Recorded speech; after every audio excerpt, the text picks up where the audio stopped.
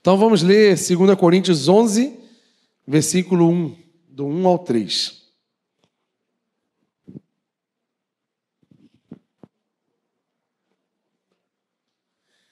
Eu gostaria que vocês me suportassem um pouco na minha insensatez. De fato, vocês têm suportado. Pois a dedicação que tenho por vocês é de Deus. Eu os prometi a um único marido, Cristo, querendo apresentá-los a Ele como uma virgem pura. O que receio e que quero evitar é que, como Eva foi enganada pela astúcia da serpente, assim a mente de vocês seja corrompida e se desvie da sincera e pura devoção que vocês têm a Cristo. O que estava acontecendo aqui? Paulo, quando foi lá em Atos 18, na viagem missionária, chegou em Corinto, implantou a igreja em Corinto, ficou 1 ano e meio praticamente em Corinto, pregando, trazendo a palavra, o evangelho do Senhor naquela cidade. Chegou o tempo dele ir embora e continuar a viagem. Ele continuou a sua viagem. E, passando o tempo, ele ficou sabendo, o pessoal mandou um WhatsApp para Paulo na época, avisando sobre alguns problemas que estavam acontecendo na igreja de Corinto. E quais eram os problemas? A gente falou naquele dia, mas eu vou só refrescar sua memória. Estavam acontecendo divisões, problemas com imoralidade sexual dentro da igreja, problemas nos cultos, nas reuniões, nos momentos de comunhão, problemas com o conceito da liberdade cristã e problemas sobre a ressurreição de Cristo. Essa é a lista dos problemas que estavam acontecendo na igreja de Corinto, no qual Paulo escreveu a primeira carta. Então, diante de problemas como esses, que tipo de carta você escreveria? Você escreveria uma carta assim: oi, gente, tudo bem? Que bom que vocês estão com imoralidade sexual aí na igreja, que legal, que Deus abençoe vocês, que Deus abençoe as confusões que vocês estão tendo nos cultos, que Deus abençoe vocês, vocês são bênçãos. Ia ser assim uma carta assim que vocês escreveram? Não. No mínimo, uma carta trazendo um alinhamento, no mínimo, uma carta trazendo uma correção, no mínimo, porque eram problemas gravíssimos. Tinha uma família na qual o afilhado, eu não sei como é que chama, o enteado, estava tendo relações com a própria madrasta. Isso era um dos problemas que estava acontecendo dentro da igreja. Fora outros, a cidade de Corinto era uma cidade onde tinha o templo de Afrodite.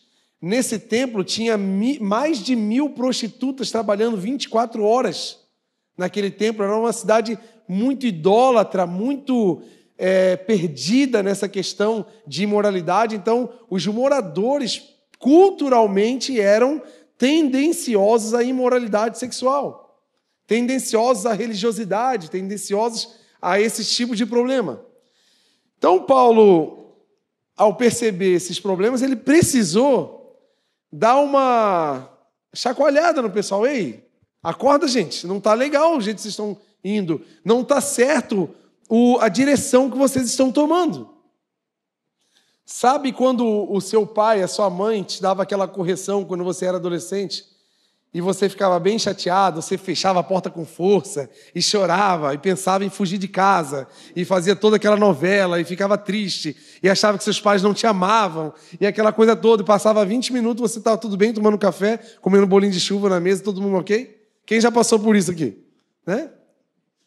Foi o que aconteceu com a igreja de Corinto. Paulo descobriu depois que a igreja ficou ofendida com a correção que Paulo tinha feito com a primeira carta.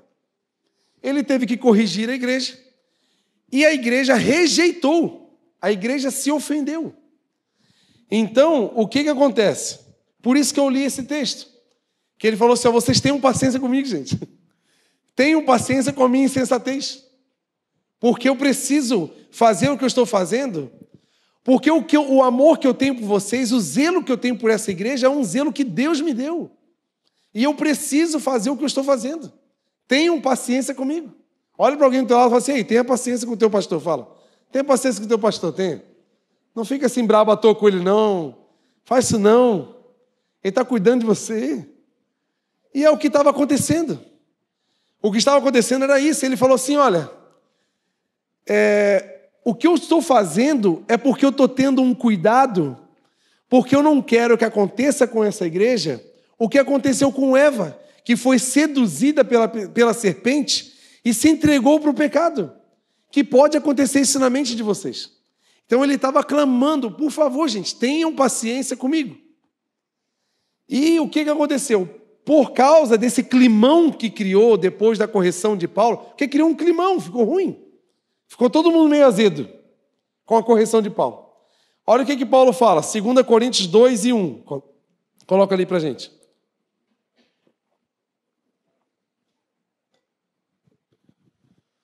Por isso, resolvi não fazer outra visita que causasse tristeza a vocês. Até o 4, tá? Pois, se eu os entristeço, quem me alegrará senão vocês? A quem eu tenho entristecido? Escrevi como escrevi, para que, quando eu for, não seja entristecido por aqueles que deveriam me alegrar. Estava confiante de que todos vocês compartilhariam da minha alegria. Pois eu escrevi com grande aflição e angústia de coração, e com muitas lágrimas, não para entristecê-los, mas para que soubessem como é profundo o meu amor por vocês. Isso aqui, gente, é a revelação do coração pastoral, quando ele precisa trazer um alinhamento para alguém. Eu quero que vocês entendam uma coisa. A minha figura, como um líder aqui dessa igreja, geralmente vai ser para confrontar vocês. Como eu também sou confrontado, eu também tenho a minha figura de confronto. É o Bispo Fernando. De vez em quando eu estou com uma ideia linda, maravilhosa, eu vou com a cara na parede assim, ai meu Deus. Não era para fazer assim. Não era assim, não é desse jeito. Mas é o coração pastoral. Quando ele diz um não para mim, ou então quando ele precisa alinhar alguma coisa, ou ele fala alguma palavra dura para mim, não é porque ele está a fim de me machucar, ele quer acabar com a minha vida, quer me desmoralizar, ou quer me humilhar, não. É uma fala de alinhamento com zelo para que eu não me perca no caminho. Se tem uma coisa que quem é mais antigo aqui de vocês sabe, existe um exército levantado nessa igreja com espada na mão para defender a visão dessa igreja. Porque foi algo que Deus nos deu, que Deus deu para o nosso líder. E nós precisamos defender com unhas e dentes. E toda vez que a gente quer fazer algo aqui na igreja, fora da visão que Deus nos deu, dá tudo errado. Não que a gente está santificando o método e colocando isso acima da Bíblia, não. Mas porque foi o que Deus deu para essa igreja como missão. E nós precisamos defender. E às vezes, para que essa visão continue como ela tem dado frutos, como tem acontecido nessa igreja, na igreja Navegante, na igreja de Ibirama, na igreja de Montevidéu, na igreja de Itajaí, é porque tem pessoas que estão honrando a visão e a palavra que Deus deu lá no início. E uma das palavras que nós, como igreja em Blumenau, temos de ser uma casa de milhares de pessoas. E vocês e eu vamos ver isso com os próprios olhos. Você está preparado para isso? Eu sempre falo, né? Faz tempo que eu falo, né? Um culto desse aqui é só os voluntários que vão estar trabalhando para essa igreja rodar, gente. Pode preparar. Se tu está aí de boa assistindo, aproveita. Aproveita, porque uma hora Deus vai te pegar, mas não vai ter como fugir. Tu vai estar servindo com alegria, vai estar desempenhando os dons, as habilidades que Deus te deu. Logo, daqui a pouquinho. Eu vejo, é tão legal ver assim, a pessoa chega, senta, está só desfrutando, comendo da picanha do Senhor, comendo das coisas boas. Oh, glória! Sai aqui limpando a boca assim, ó, meu Deus, coisa boa. E sai aí do nada, passa uns 3 meses, a pessoa já está com a manga assim, já cheia de graxa na mão, já está suando, já está fazendo, porque é isso, gente. Existe esse ciclo que nós precisamos entender que o Senhor vai ter na nossa vida. E nós teremos milhares nessa igreja. Deus tem trazido o povo, tem trazido o crescimento para essa igreja, porque é Ele que quer, não é? A gente não está fazendo nenhuma estratégia, nenhuma forma, nenhum mecanismo. É porque estamos defendendo o que Deus nos deu. E Paulo está aqui, ele nem foi visitar, porque ele sabia que estava um climão lá, e se ele fosse, o pessoal ia, sabe assim, não ia rolar a visita. Ia ser muito ruim. Ele resolveu não ir. E quais eram os motivos? E antes de eu falar dos motivos dessa rejeição, nós precisamos aprender algumas coisas sobre críticas. Nós temos que entender que críticas, quando vêm de pessoas que nos amam, não são coisas nocivas para acabar com a gente. As críticas, elas trazem 3 efeitos na gente. Primeira coisa que eu tenho que entender com a crítica: eu não devo me entristecer com uma crítica, mas eu preciso me apegar na instrução que a crítica traz. Porque a crítica, ela é meio salgada, meio azeda. A crítica, ela chega meio assim, difícil de ser aceita. Só que dentro dela, se ela vem de alguém que te ama, ela vai ser uma instrução. Dentro dessa crítica tem uma instrução. Você vai lembrar dos seus pais, quando eles traziam algum alinhamento, algum conselho, que você falava: você não sabe de nada, você já não está na minha idade, você não sei o quê. Dentro daquele alinhamento tinha um cuidado, tinha um zelo, tinha uma instrução. E muitas dessas críticas que eu e você, como bons adolescentes, que não gostam de ouvir os pais, nós não seguimos. E o que aconteceu hoje? Alguns dilemas que eu e você vivemos são frutos de falta de receber as críticas e os alinhamentos que os nossos pais traziam. Estou falando alguma verdade aqui, gente? Sim ou não? Só ela sofre com dilema? Tem alguém aqui? Tem alguém aqui? Meu Deus! Só eu e elas foram desobediência, meu Deus do céu. Outra coisa que a crítica nos traz, gente, a crítica nos eleva de nível. Por quê? Se nós recebemos a crítica com humildade e com sabedoria, nós vamos subir de nível, porque vem um terceiro efeito. Naquele erro eu não repito mais. Então, como é bom receber um alinhamento e uma crítica, porque isso vai me proteger de erros nos quais eu estou cometendo. Só que a gente tem um problema muito sério. Nós gostamos de receber elogios, mesmo todo errado. A gente gosta de mentira. A gente gosta de um elogio mesmo sem merecer. Gente, posso falar uma coisa para vocês? O elogio nunca vai te levar em lugar nenhum. Agora a crítica vai. Por mais azeda que seja a crítica, mas ela vai te levar para um novo lugar. Agora o elogio, ele não te move. O elogio, ele te afaga. O elogio, ele te valida no lugar onde você está. A crítica, ela te incomoda para mudar de lugar. É certo ou errado o que eu estou falando, gente? Faz sentido para você, amém? Então, para fazer todo o sentido que eu estou falando, vamos abrir Hebreus 12 e 11. Porque eu gosto de falar e a Bíblia falar depois de mim para falar assim, ó, Carioca não está inventando. Que bom, que benção. Então, tu vai sair daqui triste comigo. Carioca fica inventando os negócios aí. Eu não estou inventando nada. Estou trazendo o que a Bíblia diz. Hebreus 12 e 11. Olha que lindo que a palavra diz. Nenhuma disciplina parece ser motivo de alegria no momento, mas de tristeza. Tem um pastor que fala assim, ó, é melhor ficar com a cara vermelha um dia do que ficar com a cara amarela o resto da vida. É o que está acontecendo aqui. Na hora do alinhamento, a gente sai revoltado. Meu Deus, eu vou abandonar tudo. Eu vou fugir, né? É igual a gente quando é adolescente, vou fugir. Tu pega até as roupas, tu dobra as roupas, tu faz. Igual o Chaves, né? Bota o cabo de vassoura, faz a trouxinha, aí canta música, aí tu fica chorando. Aí tu fica pensando, faz uma novela, eu vou morar na casa do meu amigo, eu vou fugir. A gente faz essas coisas, né? Porque na hora realmente é muito ruim. Não é bom. A Bíblia, parece que a Bíblia foi escrita ontem. Então aqui, ó, não é motivo de alegria receber, mas sim de tristeza. Porém, ó, mais tarde, produz um fruto de justiça e paz para aqueles que por ela foram exercitados. Estão entendendo, amém? Agora aqui, ó, ele acaba de aconselhar e já traz o alinhamento. Portanto, fortaleçam as mãos enfraquecidas e os joelhos vacilantes.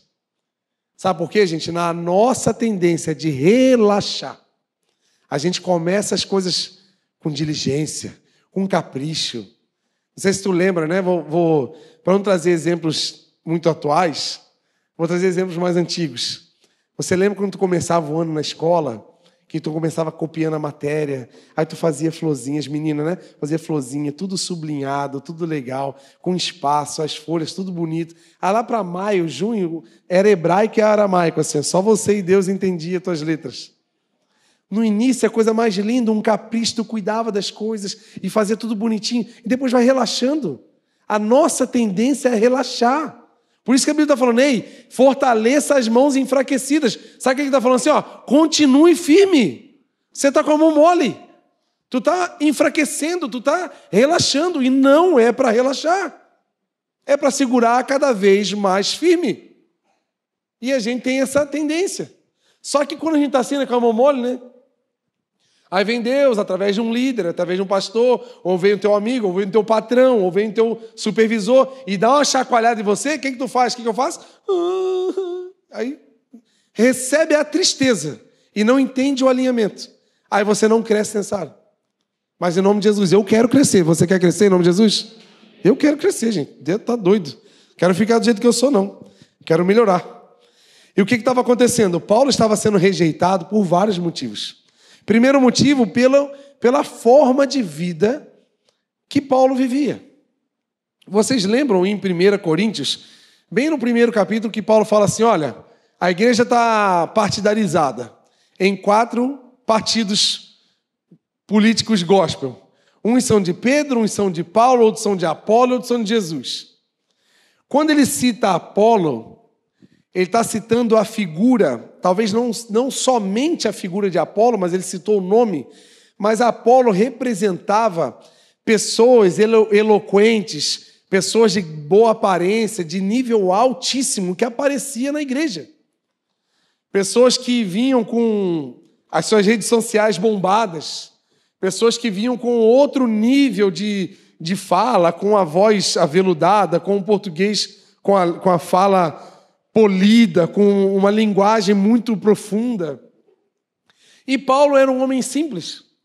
Paulo era um homem que ele ele fala, eu passei frio, passei calor, passei fome, comi, dormi na praça, dormi em casa, eu não ligo para mais nada. Então ele era aquele homem que não carregava um estereótipo de um evangelho baseado em sucesso pessoal. Que é o que está acontecendo hoje em dia, como sempre aconteceu. Qual é a nossa tendência? Trocou de carro, Deus está abençoando, glória a Deus. E o cara que nunca trocou de carro, Deus não abençoou? Então, comprou uma casa, nossa, olha só, Deus está abençoando. Não, vou virar líder de algum ministério, agora Deus vai ter que me prosperar, porque agora eu estou trabalhando, agora eu estou fazendo alguma coisa, eu estou servindo, eu estou tocando, eu estou fazendo, agora Deus vai ter que, porque a conta do evangelho é o quê? Eu faço lá e Deus me abençoa aqui. Não é bem assim. E Paulo era o contrário disso. Ele estava cada vez mais fugindo de perseguição, de ser preso, apanhava, foi apedrejado, fugiu em cesto pela muralha da cidade, foi preso, foi açoitado mais de 5 vezes, se eu não me engano, 39 chibatadas, passou por naufrágio. Olha que vida próspera que esse pregador teve. Né? Que lindo, né? Que coisa boa fazer um Reels assim, né? Do sucesso pessoal através do ministério. Não, gente. Então ele era rejeitado, era aquela pessoa assim. O que aconteceu? Quando eles receberam a primeira carta, eles ficaram azedos lendo a carta, sabe o que eles falavam? Eu imagino. Quem é esse cara aqui? O que ele quer cobrar a gente? Cara, nós estamos aqui, tudo bem sucedido, porque a cidade era bem sucedida. A visão, a cosmovisão de vida dos moradores de Corinto era baseada em bens, em prosperidade, porque a cidade era próspera. Aí vinha Paulo, que não tinha nada. Quem é esse cara aqui, cara? Esse cara não tem moral para falar isso. O que ele quer cobrar da gente? Ele não tem nada, é um quebrado. E eles estavam rejeitando. Porque apareciam os superapóstolos que iam pregar, chegavam atrasados num culto. Já viu? Quem já viu aqueles vídeos de pastor chegando assim atrasado no culto, dele sai do carro, aí ele entra. Vocês já viram isso? Será que só eu vejo essas coisas? Não. Eu, quando estou meio triste, desanimado, eu vejo aquilo para dar risada, assim, que eu acho incrível, né? Aí ele sai, entra no culto assim, como tá na calçada da fama, né? Aí eles chegam e tal, e sobem no público. Aquela cena assim, hollywoodiana. E tinham esse tipo de gente na igreja de Corinto. Vamos ler? Capítulo 11, versículo 5.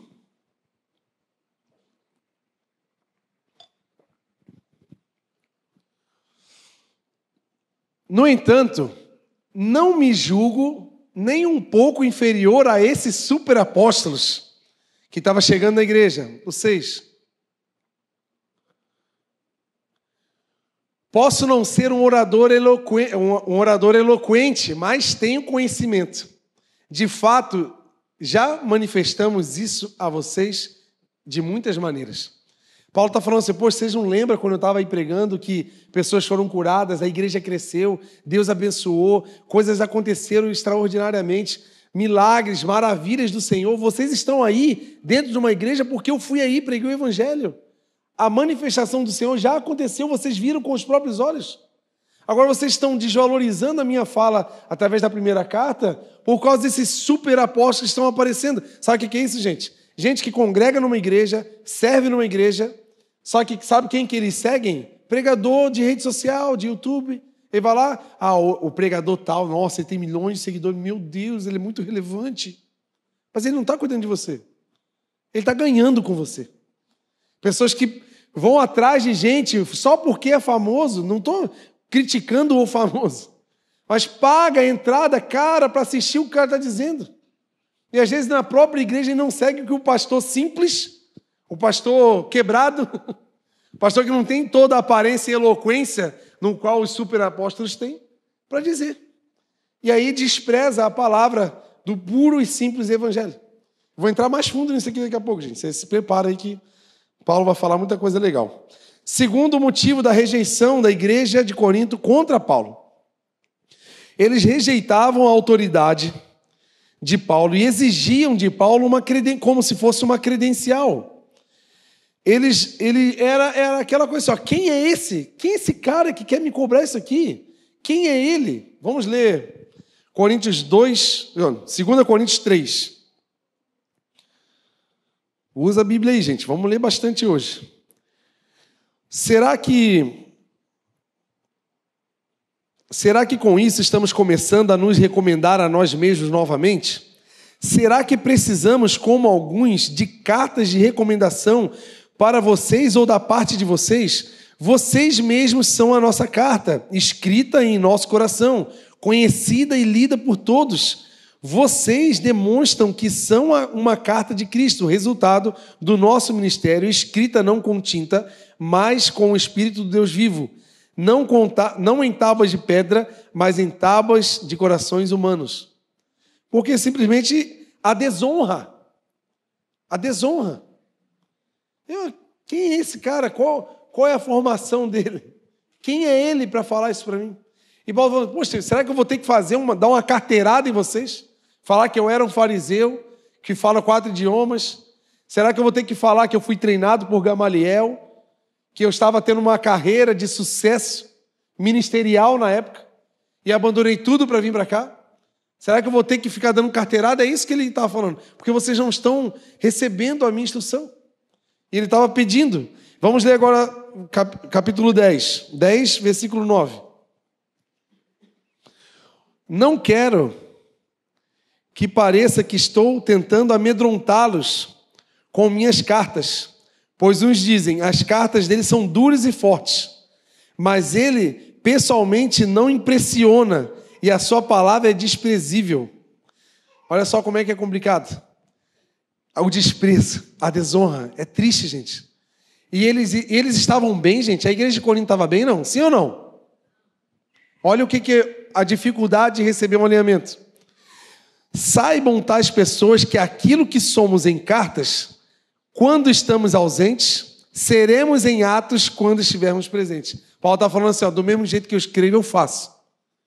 Eu não só estou querendo demonstrar uma coisa. Tudo que eu escrevo, eu também faço. Tudo que eu prego, eu também vivo.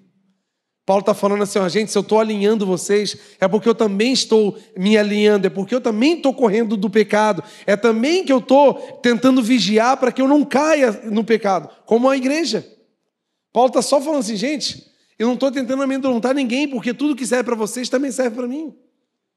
Ele está tentando mostrar para o pessoal, e o pessoal desprezando. Paulo não era daquele assim, ó, faço o que eu digo, mas não faço o que eu faço.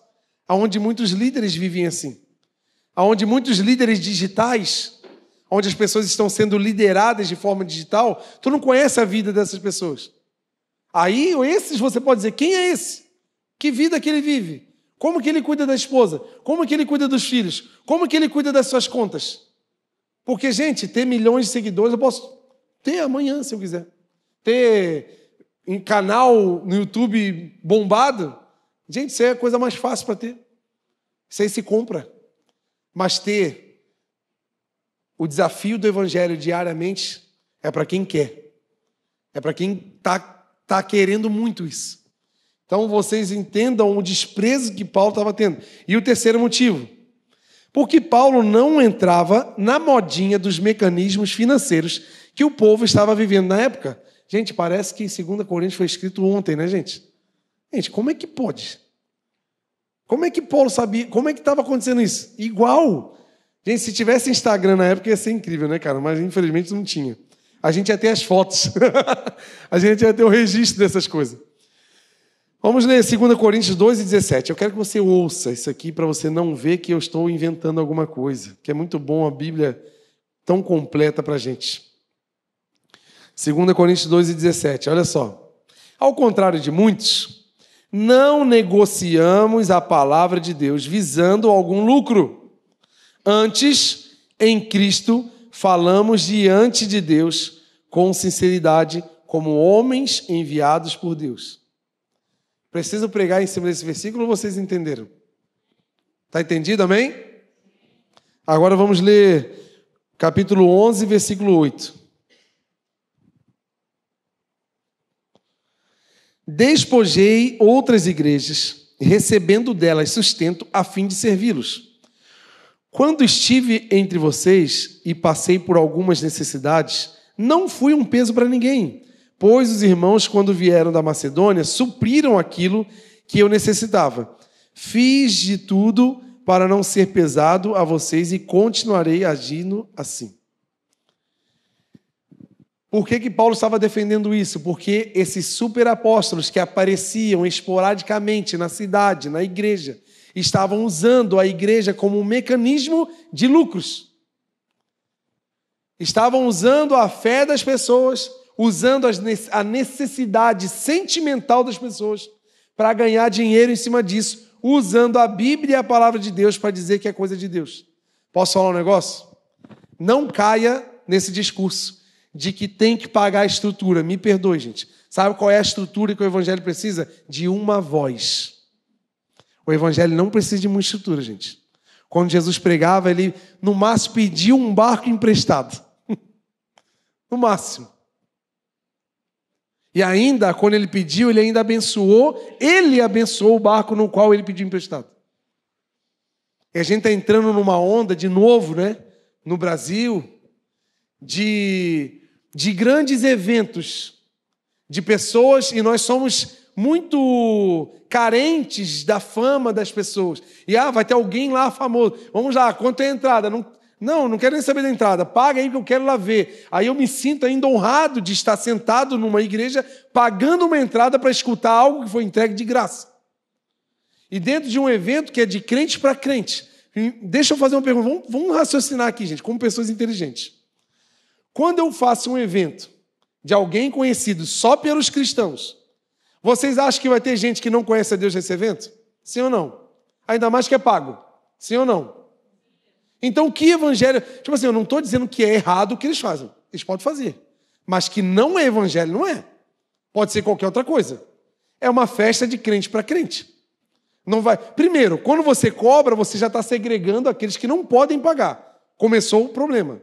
Segundo, só vai pagar quem conhece. Então, você fechou o teu clube gospel de pessoas que podem pagar aquele evento. E os crentes que não podem ainda ficam de fora. Então é muito perigoso. E Paulo está falando assim, olha, gente, como muitos fazem, eu não negocio a palavra. Eu estou aqui para entregar de graça. E pelo contrário, nem cobrando de vocês eu estou, nem ganhando algo de vocês eu estou. Eu não sou nem sustentado por vocês. Paulo está falando aqui. Ele trabalhou meses em Corinto junto com Priscila e Áquila, construindo tendas justamente para unir fundos, para continuar a viagem e o trabalho missionário que ele tinha, para não ser pesado para ninguém. Mas sabe onde é que está o problema? Tem um monte de gente achando que igreja é cabide de emprego, que igreja é negócio. Vou abrir uma igreja porque é negócio. Tem um monte de igreja sendo aberta porque é um grande negócio. Porque tem um bando de gente carente querendo ouvir uma palavra emocionante e paga por isso. Agora, em nome de Jesus, nós vamos ser uma igreja que é uma luz da escuridão. E nós não vamos cobrar nada para iluminar a vida dessas pessoas. Eu dou a minha vida por isso. E eu tenho dado. Tem sobrado pouco lá em casa. Eu e a Keila conversa assim, amor, para de doar porque esse mês já doei um monte de coisa.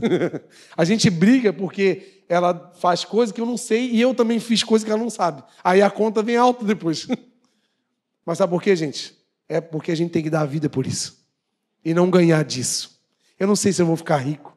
Eu não sei se eu vou ter coisas grandes. Eu não sei, eu não estou fazendo por isso. Mas uma coisa eu sei, que o evangelho precisa ser pregado. As pessoas precisam conhecer esse nome poderoso de Jesus, que custe a minha vida, que custe os meus recursos, que custe alguma viagem que eu queira fazer, que custe o que custar. Nós fomos chamados para esse evangelho. Não foi para outro.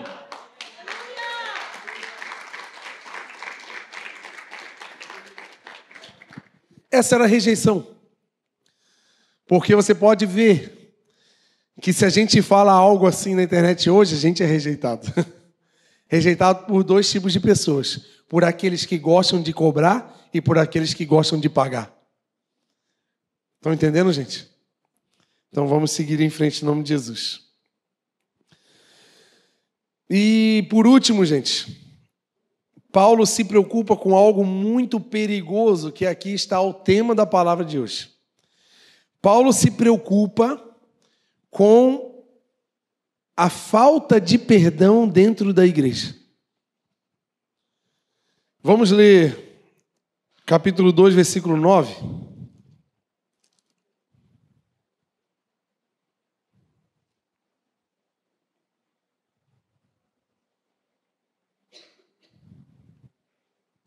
Eu escrevi com o propósito de saber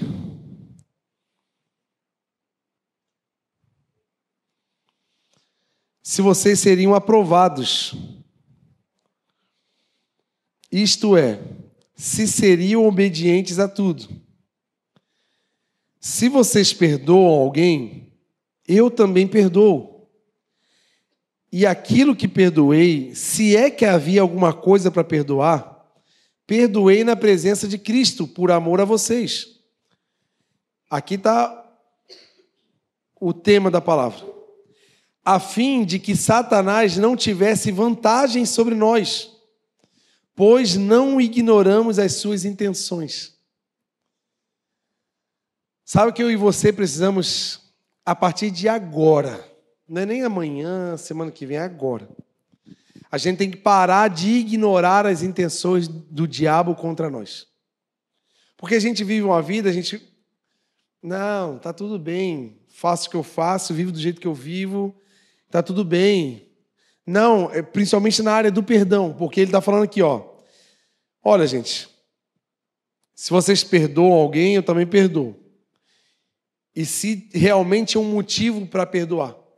Porque às vezes porque aqui aconteceu algo que precisou do perdão. Porque através do alinhamento que Paulo trouxe para a igreja ficou ofendida. E quando há ofensa, o que tem que ter para resolver a ofensa, gente? E Paulo estava muito preocupado, porque ele não desconsiderava as intenções do diabo. Nós temos que entender que o diabo está sempre lutando contra nós. E a falta de perdão na nossa vida, ela vai afetar em uma coisa que desmorona a vida. A falta de perdão afeta na comunhão. E esse é um perigo muito grande para a nossa vida, na nossa família, no nosso casamento. Quando você tem uma intriguinha, um DRzinho lá com o teu marido, com a tua esposa, e você, por orgulho, assim, você não quis perdoar. E você passa dias com aquela coisinha ali, né? Fica legal o clima da tua casa, sim ou não? O que é a primeira coisa que é afetada quando não tem perdão? A comunhão. Você não conversa. Quando tu vai deitar, é cada um no seu travesseiro, assim, nem olha, só vai assim, ó. né? A Keila já me conhece. Eu tenho um botão para dormir, que está aqui no meu ombro. E a cabeça dela tem que pegar nesse botão para eu dormir. Se ela não deitar aqui, eu não consigo dormir. Só que o dia que eu estou meio atravessado, orgulhoso e sem perdão, eu deito e não faço assim. E o que acontece? Eu não consigo dormir. Está vendo como é que é ruim? A falta de perdão. Porque a falta de perdão nos divide. Gente, se existe algo que Deus pagou um preço de sangue, é pela comunhão. Deus entregou o seu único filho para que morresse por nós, para restabelecer a comunhão entre os homens e Deus.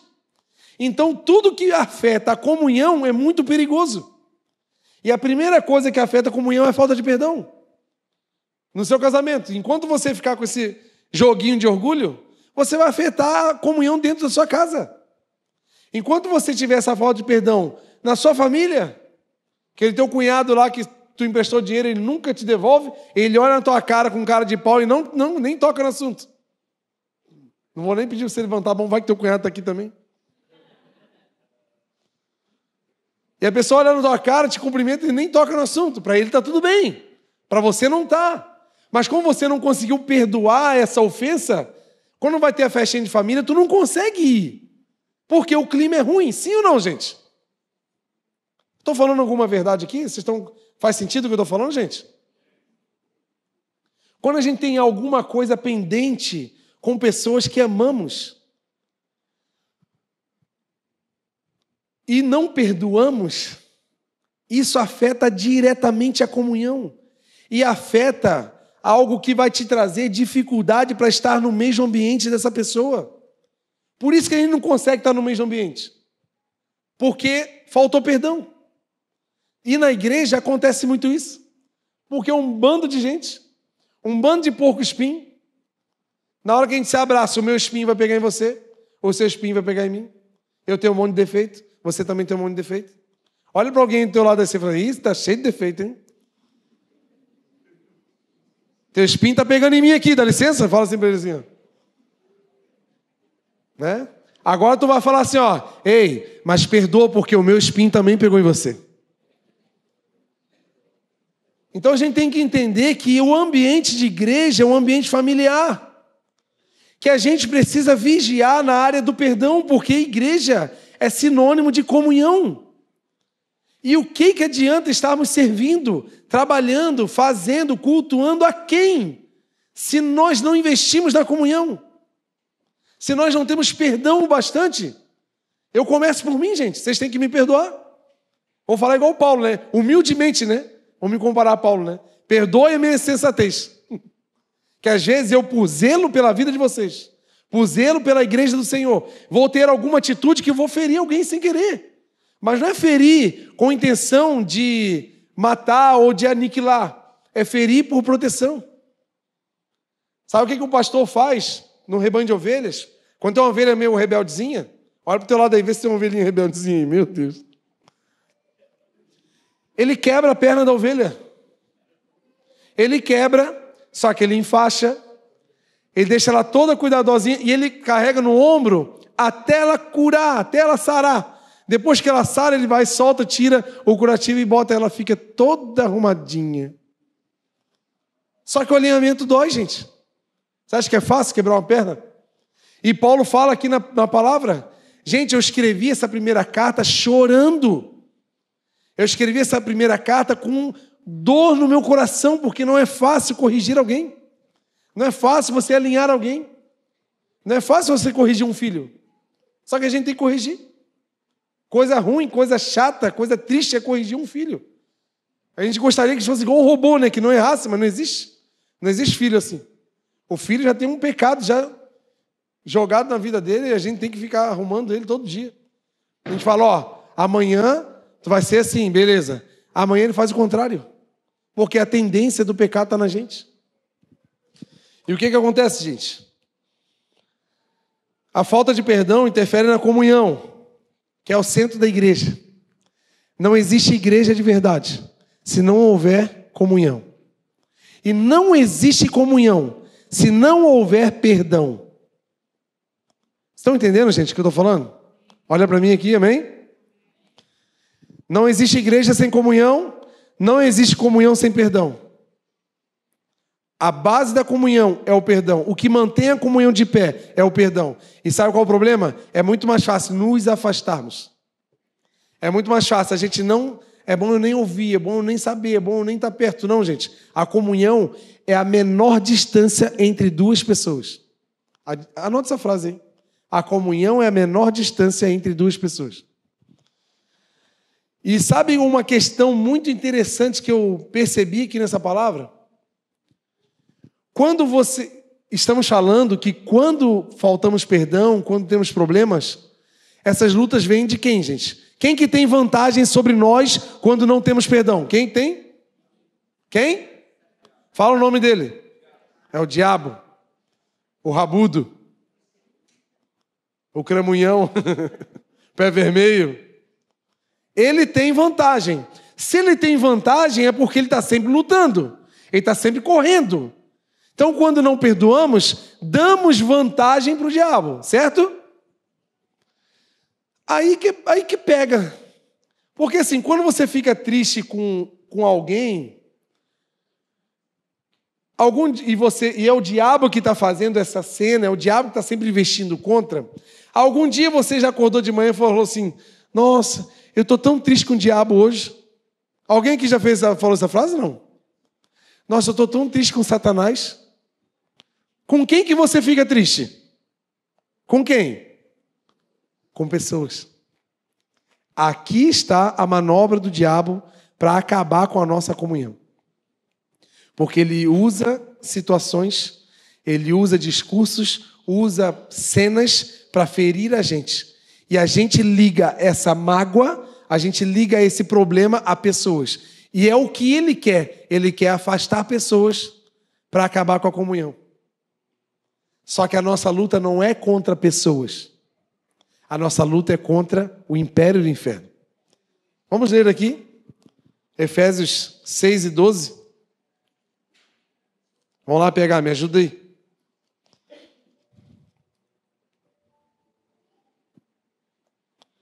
Efésios 6 e 12. A nossa luta não é contra seres humanos. Ou como diz ali, a nossa luta não é contra carne e sangue. Mas contra poderes e autoridades, contra dominadores desse mundo das trevas, contra forças espirituais do mal nas regiões celestiais. Sabe qual é o grande problema da quebra da comunhão? É que nós ligamos as mágoas apenas a pessoas. Só que não é o seu chefe, não é a tua amiga de trabalho, não é a tua mãe, não é o teu irmão, não é o teu parente, não é o teu líder, não é o teu pastor. Porque as pessoas vão ferir umas às outras. Mas a gente tem uma arma contra isso, que é o perdão. Mas quando não perdoamos, o diabo toma vantagem nessa cena. E essa é a luta que nós estamos enfrentando. Agora não é a pessoa que me chateou, mas é o diabo que está usando essa cena para acabar com a minha vida. E como que nós lutamos contra isso? Perdoando. Só tem uma forma de dissipar esse problema. Só tem uma forma de você voltar para o teu trabalho, está um clima horrível. Sabe, às vezes quando a gente vai para o trabalho, tem um probleminha com alguém, e está aquele clima terrível, as pessoas não conseguem nem... Tu já entra assim, pesado. Fala aí, perdoa essas pessoas, gente. Pede perdão. Seja humilde, fala assim, ó, gente, aquele dia lá que deu aquele problema, perdoa, me perdoa, gente, eu errei. Tu vai quebrar elas em pedaços e vai constranger elas com o amor que Deus deu para você. Mas o problema é que nós carregamos orgulho. Porque também as pessoas erraram com a gente. Ah, eu errei, mas ele também errou. Eu falei, mas ele também falou. A briga comigo com aquele é a seguinte. Olha, ela vai concordar comigo. Eu falo assim para ela. Eu só fui assim porque você fez isso. Essa é a minha briga com aquilo. Eu só estou sendo assim porque você falou aquilo para mim. Ó. Mas não adianta. Então, antes de eu ser ruim para ela, por que eu não perdoo o erro dela? Não, eu aproveito para errar junto. Aí agora é 2 perdão. É o meu para ela e o dela para mim. Duplicou o problema. Então, para você melhorar o teu clima, na tua família, na tua igreja, no teu departamento que você trabalha. Use o perdão. O perdão vai ser a ligação, a linha que costura a comunhão. O perdão é o que mantém a comunhão ligada, apesar dos nossos erros, apesar das nossas falhas, apesar dos nossos discursos que por acaso pode ter magoado alguém. Se você perdoar, você vai costurar a comunhão. E se você costurar a comunhão, você vai se manter de pé. Estão entendendo aí? Se você usar o perdão como linha de costura do teu casamento, quem sabe o teu casamento está desmoronando porque falta perdão. E o perdão está desmoronando a sua vida. E Deus não quer isso para você, Deus não quer isso para mim. Mas o diabo está ganhando vantagem. O diabo está sambando, o diabo está surfando na tua vida. Está trazendo cada vez mais ondas de ofensas. E você começa a pensar, realmente, aquele dia, aquela pessoa falou isso para mim e faz todo sentido agora.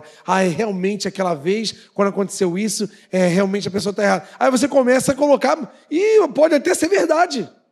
A gente erra, gente. Tu erra também, eu erro, todo mundo erra. Mas a gente vai ficar aqui numa guerra contra o que o outro errou e o outro errou, ou a gente vai perdoar para costurar essa comunhão e a gente honrar o nome do Senhor com a nossa atitude de humildade? É aí que está o segredo. Você acredita nessa palavra em nome de Jesus? Vamos ficar de pé em nome de Jesus, vamos louvar o Senhor.